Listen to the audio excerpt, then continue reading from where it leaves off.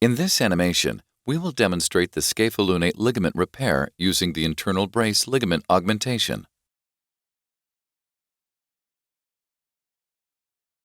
A tear in the wrist ligament between the scaphoid and the lunate creates an abnormal gap.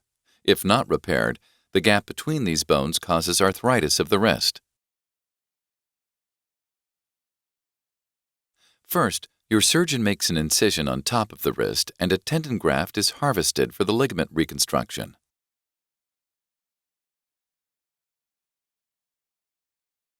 Next, 2 metal wires are used to close the abnormal gap.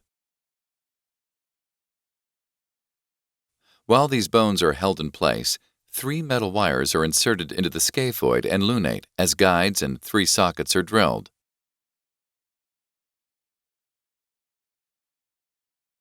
Next, the surgeon takes one end of the tendon graft and loads it onto the bone anchor along with the suture tape. This anchor is then inserted into the first hole drilled on the scaphoid.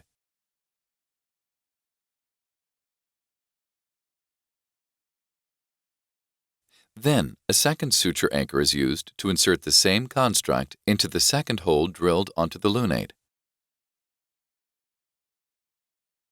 Lastly, your surgeon takes the final anchor and inserts the same tendon graft and suture tape into the third bone socket.